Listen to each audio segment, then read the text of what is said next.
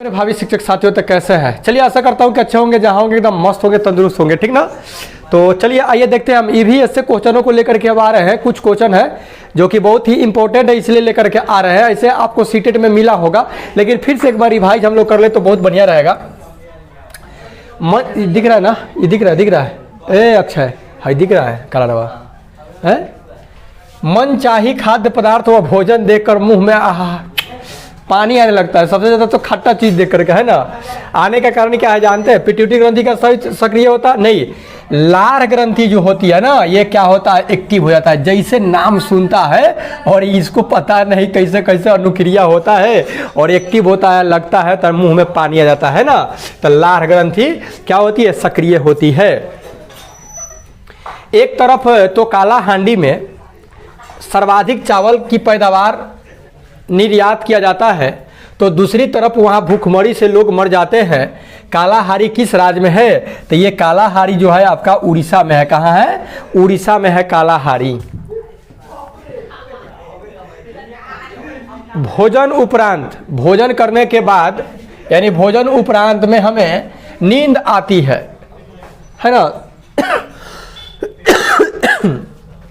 क्योंकि इसे पचाने हेतु रक्त पेट में आता है, फेफड़ा से, हृदय से, मस्तिष्क से। कहाँ से?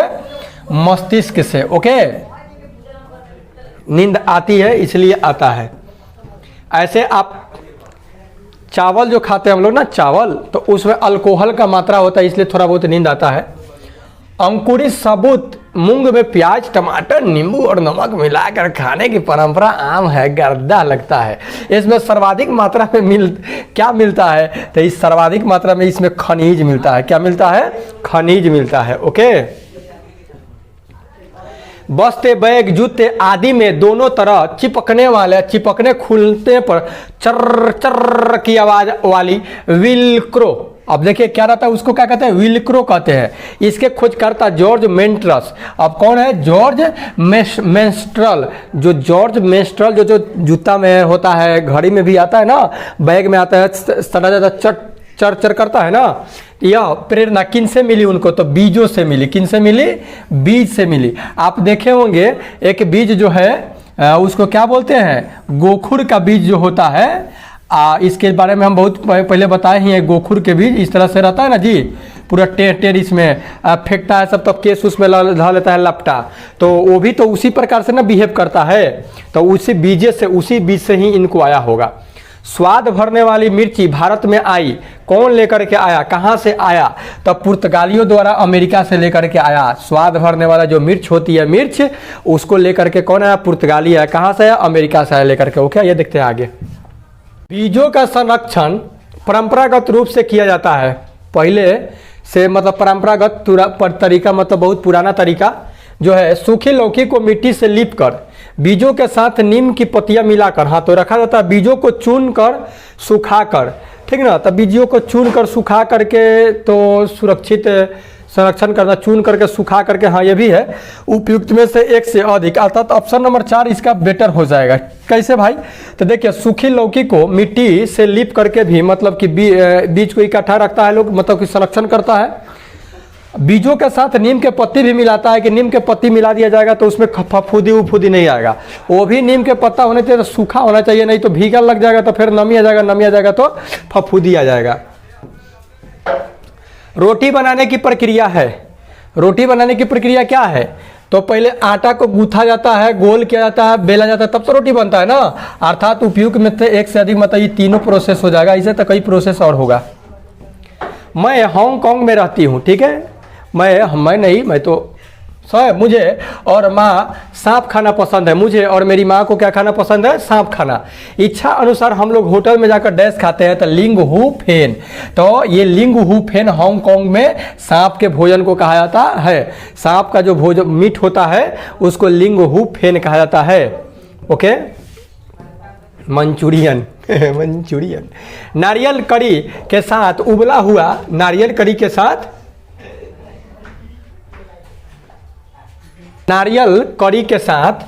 उबला हुआ टैपियोका डालकर आनंद पूर्वक खाते हैं ये केरलवासी। अब नारियल आ गया तो नारियल समझ रहे, तो केरल में नारियल ही नारियल है। सिखों द्वारा गुरुद्वार में खाना खिलाने की परंपरा किस नाम से जाना जाता है? क्या उसको लंगर बोलते हैं? लंगर है ना, बोलता है कि नहीं कोई कोई मजाक में कहता है कि एकदम पूरा भीड़ लगाई देला लोग का लंगर चलत है का वहाँ, है ना, पूरा का लंगर लगल है। तो उसमें क्या होता है, सिख जो धर्म के जो लोग हैं वो फिर गुरुद्वारे में फ्री में खिलाते हैं कि नहीं, पूरा दम कोई भी जाकर के खाता है ना, तो उसको बोलते हैं लंगर। यही से मजाक में कहते था कि लगता है कि यहाँ बुरा बुरा बुरा था कि लंगर लागल बा, सबनी भीड़ लगाई देला। नीतू को दिन भर उल्टी होती रही, ठीक है, चक्कर भी, कमजोरी भी आता रहा। डॉक्टर के पास ले जाने पर उसे डैश चढ़ाया गया। क्या चढ़ाया गया भाई? तो ग्लूकोज, कथी? ग्लूकोज, सुक्रोज नहीं, फ्रुक्टोज नहीं, ग्लूकोज। ओके, आइए देखते आगे। अचार बनाने की विधि दादी नानी से माँ मम्मी को मिलती है। इस विचार से अचार की सामग्री, प्रक्रिया और निर्माण की जटिल प्रक्रम आधारित है। आधुनिक ज्ञान पर, परंपरागत ज्ञान पर। सीधे परंपरागत ज्ञान मतलब वही नाना नानी दादा दादी पहले बनाते थे, उसी से पतोहू सीख जाती है, पतोहू से फिर उसकी पतोहू सीख जाती है ना। खाने के ब्रेड जल्द खराब होने लगते हैं, जिसका कारण है खाने का जो ब्रेड है वो खराब होने लगता है। क्यों? तो उस पर फफूंद लग जाता है। क्या लगता है? फफूंद। नमी के वजह से फफूंद लग जाएगा तो खराब हो जाएगा। परंपरागत बर्तन निर्माण की ऐतिहासिक सामग्री कौन सी है? पत्ता, मिट्टी, लकड़ी, उपयुक्त में से एक से अधिक। क्या करा है? परंपरागत बर्तन निर्माण की ऐतिहासिक सामग्री कौन सी है? बर्तन निर्माण की, है ना। तो देखिए पत्ता से भी पत्तल बनता था, पत्तल जिसपे शादी विवाह में खाता था लोग। मिट्टी के भी तो बर्तन बनबे करता था। और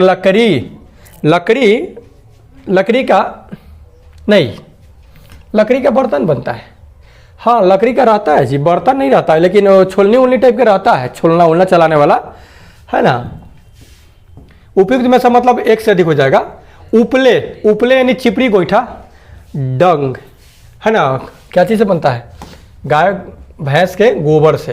ये जो उपला बनता है, उपला यानी चिपड़ी, ये तो हम लोगों का तो समझ ही रहे ना। ग्रामीण घरों में ईंधन के आधार है, ठीक है, इसी पर तो खाना बनता है ना। अब क्या जाएगा मोदी जी वाला 1100-1300 रुपये वाला सिलेंडर लेने? जो बनाए जाते हैं कथी से? गोबर से, अपशिष्ट से, खौर से। ऊपर देखिए आप लोग कहिएगा कि गोबर से ही बनाया जाता है, क्या चीज़ से कहिएगा? गोबर से, ठीक है।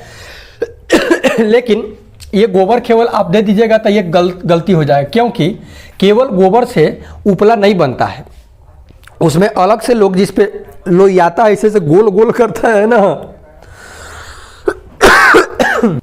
गोल गोल जो करता है, तो या तो उस पर भूसा उसा रखता है लोग, है ना, और खर पतवार रखता है। अर्थात उपयुक्त में से एक से अधिक, मतलब ये तीनों का प्रयोग किया जाता है उपला बनाने के लिए।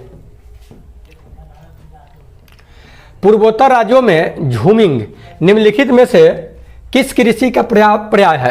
तो स्थानांतरित कृषि का, एक जगह से दूसरे जगह। झूमिंग मतलब वही झूम खेती, ठीक ना। महाराष्ट्र में गन्ना, बंगाल में जूट और गुजरात में कपास किस प्रकार की कृषि का उदाहरण है? तो ये सब जो है आपका ना संविदा कृषि है। क्या है? संविदा कृषि है। ओके, ये सब सीढ़ी नुमा नहीं है, संविदा कृषि है। अब संविदा कृषि क्या होता है जी? जानते हैं क्या होता है? आप लोगों को पता नहीं है, सही से सुने होंगे। जैसे होता ये है कि मान लीजिए कि कोई चिप्स बनाने वाला फैक्ट्री है, ठीक है, तो चिप्स बनाने वाला जो कंपनी है तो वो क्या करेगा कि किसान से अग्रिम पैसा दे करके, ठीक ना, अग्रिम आया पैसा दे दिया कि हाँ हमको एक ट्रक आलू चाहिए, ठीक ना। तो आलू चाहिए तो अभी खेती हुआ नहीं है, उसके पहले ही किसान को दे देगा कि हाँ इतना पैसा आप हमसे लीजिए और इतना तय दाम पर हम आपसे आलू ले लेंगे। तो यहाँ तक किसान, मान लीजिए कि आपके किसान के पास पैसा नहीं होगा तो वो भी एक हो गया कि चलो भाई पैसा मिल गया। अब मिल गया था, लेकिन घाटा भी हो सकता है, फायदा भी हो सकता है। तो जिस मूल्य पर तय रहता है उसी मूल्य पर वो आलू उस टाइम बेचना पड़ेगा, चाहे दाम बढ़ जाए चाहे घट जाए। बढ़ेगा तब तक गड़बड़ा जाएगा किसान, और घटेगा तो बल्ले बल्ले हो जाएगा, है ना। तो ये संविदा कृषि जो है महाराष्ट्र में गन्ना, बंगाल में जूट और गुजरात में कपास की खेती पर इस तरह से होता है, ठीक है। ये देखते हैं आगे। निम्नलिखित में से कौन सा युग्म सत्य है? सेरीकल्चर, रेशम उत्पादन, पीसीकल्चर, मत्स्य उत्पादन, कौन सा युग्म सत्य है? विटीकल्चर, अंगूर उत्पादन, हॉर्टिकल्चर, बागवानी, है ना। अर्थात ये हो जाएगा केवल एक, केवल बी, केवल सी, केवल डी। तो पीसी कल्चर मतलब मत्स्य उत्पादन। ऑप्शन नंबर ये बी, केवल बी सही होगा, ठीक ना, केवल B, option number 2 it is right answer हो जाएगा। ओके, पीसी कल्चर मछली के उत्पादन, मत्स्य पालन, पीसी कल्चर, ठीक है। और सेरीकल्चर, देखिए केवल बी नहीं होगा, बढ़िया से ध्यान से दीजिएगा, ये सब बिना जो सही दिया है। सेरीकल्चर मतलब रेशम उत्पादन होता है, पीसी मत्स्य उत्पादन, विटीकल्चर अंगूर, और हॉर्टिकल्चर बागवानी होबे करता है, ठीक ना, अर्थात ये सब सही है। ओके, उपयुक्त में से एक से अधिक हो जाएगा, ठीक है। यह फसल कटाई का त्यौहार है, यह फसल कटाई का त्यौहार है, पंजाब में मनाया जाता है। रबी की फसल पक चुकी है, अप्रैल माह में पर्व मनाया जाएगा। तो आपको पता है, सवेरे ही तो एक वीडियो डाले थे जिसमें बैसाखी या पंजाब में मनाया जाने वाला फसल है, सॉरी त्यौहार है बैसाखी। मैं नगदी फसल हूँ, मेरी उत्पत्ति स्थल भारत है, ठीक है। विश्व में सर्वाधिक खेती भी भारत में ही होती है। मैं सालों भर खेत में रहता हूँ, मेरा नाम क्या है, गन्ना है। तो मेरा नाम क्या है, गन्ना। ये सालों भर खेत में रहता है, ठीक ना, लेकिन एक बार बोआता है तो 3 बार कटाता है। उत्तर प्रदेश वाले को तो और मालूम होगा। केचुए किसानों के मित्र है। केचुआ क्या है, किसान का मित्र है। क्यों भाई, क्योंकि वे सड़ी गली पदार्थों में पैदा होता है। अबे ऐसा कैसे, जमीन में छेद बनाकर पोल यानी गीली करता है, अपने जलमल से जमीन उर्वर बनाता है। उपयुक्त में से एक से अधिक हो जाएगा, option number 4 it is right answer हो जाएगा, ठीक ना, सड़ी गली पदार्थों में पैदा होता है। गेहूं, घास, टमाटर, मूली को किस प्रकार के पौधों में समाहित करेंगे, झाड़ी, वृक्ष, शाक, ये सब को शाक में रखेंगे। कथी में रखेंगे, शाक में रखेंगे, ठीक ना। वृक्ष तो है नहीं, झाड़ी तो होगा नहीं, तो शाके ना होगा। उन पौधों को क्या कहा जाता है जिनका जीवन चक्र एक ऋतु में पूरा हो जाता है, अर्धवार्षिक, वार्षिक, द्विवार्षिक, तो इसको वार्षिक बोलेंगे। क्या बोलेंगे, वार्षिक फसल बोलेंगे, ठीक है। आइए देखते हैं आगे। पत्तियों द्वारा बनाया गया भोजन पौधों में किस रूप में संचित रहता है, तो ये रहता है आपका कहते ग्लूकोज अथवा सरल शर्करा के रूप में रहता है, ठीक है ना, सरल शर्करा, ग्लूकोज दोनों के रूप में रहता है। ओके, बिहार का एकमात्र राष्ट्रीय उद्यान अभी राष्ट्रीय उद्यान के साथ साथ एक वन्य जीव अभयारण्य भी है, का नाम किस महापुरुष के नाम पर है, तो ये है आपका वाल्मीकि। किन के नाम पर है, वाल्मीकि नगर टाइगर रिजर्व है ना जी, टाइगर रिजर्व नेपाल से सटा हुआ है। कीटों को पत्तों में फंसाकर खाने वाला कीटभक्षी पौधा निम्न में से कौन सा है, तो कौन है, घटपर्णी है। कौन है, घटपर्णी है। घट मतलब घैला जैसा रहता है, वो में जाता है तो पकड़ करके खा जाता है। वृक्षों के तने या शाखाओं में से निकली हुई विशेष जड़ किस नाम से जानी जाती है, तो ये जानी जाती है अवस्तंभ जड़, इसको बोलते हैं। क्या बोलते हैं, अवस्तंभ। वृक्षों के तने या शाखाओं में से जो निकली रहती है, जैसे बरगद के देखते हैं हम लोग, तो बरगद में से जो विशेष जड़ निकलते हैं उसको स्तंभ जड़ कहते हैं। स्तंभ मतलब कि उसको सहारा देने के लिए। आप में जानते हैं पश्चिम बंगाल में एक बहुत दूर में उस तरह से फैल गया है, क्या नाम है उसका, अंगूर की बेल पर पर्णहित कुंडलित तारनुमा संरचनाएं पाई क्या कहलाती है, उसको क्या कहते हैं, तो प्रतान कहते हैं। क्या कहते हैं, प्रतान। अंगूर जो इस तरह से रहता है ना जी, मान लीजिएगा अंगूर जो रहता है, तो ये इसका तो पत्ता हो गया, पत्ता हो गया। यहाँ ऐसे ऐसे ऐसे जो रहता है, ये वाला जो मतलब फंसा करके क्या करता है कि ऊपर गया रहता है, इसको प्रतान बोलते हैं। क्या बोलते हैं, प्रतान बोलते हैं, है ना। मधुमक्खियों व तितलियों को आकर्षित करने में फूल का कौन सा भाग महत्वपूर्ण भूमिका अदा करता है, तो दलपुंज। क्या करता है, दलपुंज जो होता है, ये मधुमक्खियों व तितलियों को आकर्षित करने में फूल का महत्वपूर्ण भाग ये क्या करता है, इसको निर्माण करता है, अदा करता है। कौन सुमेलित है, कौन सुमेलित है, बेरी बेरी रोग। तो बेरी बेरी रोग विटामिन आपके किसके कारण होता है, विटामिन बी के कारण होता है बेरी बेरी रोग, है ना। स्कर्वी होता है विटामिन सी के कमी से होता है, स्कर्वी। स्कर्वी समझ रहे हैं ना, विटामिन सी के कमी से होता है। रिकेट्स विटामिन डी की कमी से, हड्डियों का मुड़ना। दृष्टिहीनता ये होता है विटामिन ए की कमी से, है ना। तो 1 का 4, 1 का 2 है, सॉरी 1 का 2, बी के 3, 3 के 4, 1 के 2, बी के 3 और 3 के 4 है, ठीक ना। चलिए देखिए किधर है, केवल ए, केवल बी, सी और डी। तो उपयुक्त में से एक से अधिक उपयुक्त में से कोई नहीं, लीजिए उपयुक्त में से कोई नहीं होगा, ये है ही नहीं ऑप्शन में, उसको देना चाहिए ना जी। हाँ कि 1 का 2 ऐसे करके, बी का 3, सी का ऐसे करके 4, तो ऐसे नहीं दिया हुआ है तो कोई नहीं हो जाएगा, उपयुक्त में से कोई नहीं होगा, ठीक है। मधुमेह जिसको चिनिया बीमारी भी बोला जाता है, शुगर की बीमारी का रोग किसकी कमी से होता है? तो आपको पता है कि इंसुलिन की कमी से, इंसुलिन की कमी से आपका शुगर की बीमारी हो जाता है। स्कूल के एक लंबी दूरी के धावक मनोज को किसकी अधिक मात्रा लेनी चाहिए? तो सबसे ज़्यादा क्या चाहिए उसको? कार्बोहाइड्रेट चाहिए। जो भी खेल खिलाड़ी खेलता है उसको क्या चाहिए? तत्काल एनर्जी के लिए कार्बोहाइड्रेट चाहिए। तो कार्बोहाइड्रेट लेना पड़ता है सबको, ग्लूकोज में मिलेगा ना। वसा के अधिकतम संचय के लिए, वसा यानी फैट अधिक संचय के लिए व्यक्ति को किसका सेवन अधिक मात्रा में करना चाहिए? तो सबसे ज़्यादा अगर घी खाइएगा ना तो पूरा चर्बी ही चर्बी हो जाएगा, फैट ही फैट हो जाएगा, है ना। तो घी तो ज़्यादा नहीं खाना चाहिए। किस विटामिन की कमी से दांतों के ढीलेपन व मसूड़ों में रक्तस्राव के लिए उत्तरदायी है? तो आपको पता है विटामिन सी। विटामिन सी की कमी से मसूड़ा से खून आता है। आइए इसका स्रोत है खट्टा फल, आंवला है, बढ़िया है, आंवला है ना। तो ये सबको खाना चाहिए। आयोडीन की कमी से व्यक्ति किस रोग से ग्रस्त हो सकता है भाई? तो आयोडीन की कमी से घेंघा रोग हो जाएगा। क्या हो जाएगा? घेंघा रोग, यहाँ घेंघ निकल जाएगा, ठीक ना। इसीलिए आयोडीन युक्त नमक का ही प्रयोग करना चाहिए और अच्छे क्वालिटी का। परंपरागत भोजन में आपका चावल, गेहूं, आलू में कौन सा अधिक होता है? तो परंपरागत ये सब में कार्बोहाइड्रेट होता है। क्या होता है? कार्बोहाइड्रेट। आलू में भी ज़्यादा मात्रा में क्या मिलता है? कार्बोहाइड्रेट मिलता है। ओके, आइए देखते हैं आगे।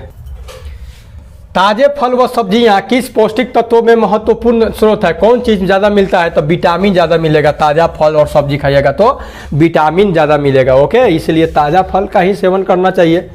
आधारभूत पौष्टिक तत्व कौन है? तो प्रोटीन और वसा, वसा और प्रोटीन। कार्बोहाइड्रेट, वसा और प्रोटीन ये आधारभूत क्या है? पौष्टिक तत्व है।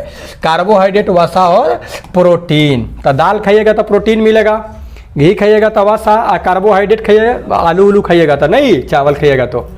सूखा रोग निम्न में से किसकी कमी से होने वाला एक प्रमुख रोग है भाई? तो कार्बोहाइड्रेट और प्रोटीन की कमी हो जाएगा तो सूखा रोग हो जाएगा। ये पहले के बच्चा में ज़्यादा होता था, लेकिन अब तो ये सब नहीं है, क्योंकि उसका जन्म हो रहा है अब हॉस्पिटल में ना जी। पहले तो अधिकांश डिलीवरी घर पे ही होता था। सलाद एवं अचार वाले नींबू में कौन सा विटामिन प्रचुर मात्रा में रहता है भैया? तो विटामिन सी रहता है। क्या रहता है जी? विटामिन सी सबसे ज़्यादा मात्रा में रहता है। पतियों द्वारा भोजन बनाने की प्रक्रिया क्या कहलाती है? तो फोटोसिंथेसिस यानी प्रकाश संश्लेषण की क्रिया कहलाती है। क्या कहलाती है? प्रकाश संश्लेषण कहलाती है पतियों द्वारा भोजन बनाने की विधि को, है ना। मनुष्य को सर्वहारी कहा जाता है, क्यों? क्योंकि वह क्या है? सभी चीज़ों का भक्षण करता है। आइए देखते हैं। पौधों से अपना भोजन प्राप्त करता है तो शाकाहारी जीवों पर अपने भोजन पर के लिए आश्रित रहता है। तो मांसाहारी वह पौधे व जीवों दोनों पर को उत्पाद को खाता है, तब ना सर्वहारी कहलाएगा। प्रोटीन की मात्रा अधिक से अधिक प्राप्त करने के लिए हमें निम्न में से किस पदार्थ का सेवन करना चाहिए? सेम, काले चने, सोयाबीन। सबसे ज़्यादा सोयाबीन में क्या होता है? आपका प्रोटीन ज़्यादा मिलता है। सबसे ज़्यादा क्या चीज़ में? सोयाबीन में। इसलिए सोयाबीन का सेवन करना चाहिए अगर आपको प्रोटीन चाहिए तो, है ना। अधिक मात्रा में प्रोटीन चाहिए तो आप सोयाबीन खाइए। गन्ने के किस भाग से हम चीनी के क्रिस्टल प्राप्त कर सकते हैं? गन्ना के किस भाग से? तो गन्ना के तन्ना से। गन्ना के तन्ना से रस निकलता है, उससे चीनी बनता है, उससे मीठा बनता है। अंडे की जर्दी में सबसे अधिक मात्रा में क्या चीज़ रहता है भाई? तो अंडे की जर्दी में सबसे ज़्यादा वसा और लिपिड रहता है। क्या रहता है? वसा और लिपिड। अंदर जो प्यार का होता है। फास्ट फूड जैसे पिज्जा, बर्गर, नूडल्स आदि ये सब शरीर के लिए हानिकारक माने जाते हैं। क्यों? क्योंकि इसमें अत्यधिक मात्रा में क्या होता है? तो इसमें अत्यधिक मात्रा में उपस्थित रहता है प्रोटीन, विटामिन। नहीं जी, देख रहे हैं आगे क्या है। ज़्यादा मात्रा में रहता है आपका कार्बोहाइड्रेट। क्या रहता है? कार्बोहाइड्रेट। ओके। आयोडीन की कुछ बूंदों से पदार्थ के रंग का नीला या काला होना उस पदार्थ में डैश की उपस्थिति दर्शाता है। क्या चीज़? मान लीजिए कि आयोडीन के कुछ बूंद पदार्थ पर गिराइएगा तो नीला या काला रंग का हो जाएगा। इससे ये मतलब क्या दर्शा रहा है? जानते हैं कि उसमें कार्बोहाइड्रेट है। क्या है जी? कार्बोहाइड्रेट है। ओके, इससे ये पता चलेगा कि उसमें कार्बोहाइड्रेट है। विटामिन बी कॉम्प्लेक्स वो में सब आ जाएगा, B1 B2 सब आ जाएगा। का कौन सा विटामिन आरबीसी के विकास के लिए उत्तरदायी है? तो vitamin B12। Vitamin B12 RBC, red blood corpuscles या सेल। ठीक है। एक क्वेश्चन और देखिए, आगे बढ़िए। मछली का तेल व सूर्य का प्रकाश, ठीक है, बढ़िया है। मछली के तेल और सूर्य का प्रकाश दांतों हड्डियों को मजबूत बनाने वाले कौन से विटामिन के लिए है? तो भैया विटामिन डी। किस चीज का? विटामिन डी के लिए उत्तरदायी है। Okay, vitamin B, vitamin A, मछली और तेल नहीं जी, विटामिन डी ए कैसे होगा? खाली उपयुक्त में से एक से अधिक होगा। विटामिन ए भी मिलता है ना। अच्छा, आप लोग इसका फैसला कीजिएगा, मेरे को नहीं पता है, आप ही लोग बताइएगा। तो मिलते हैं नेक्स्ट वीडियो में, तो take care and good bye.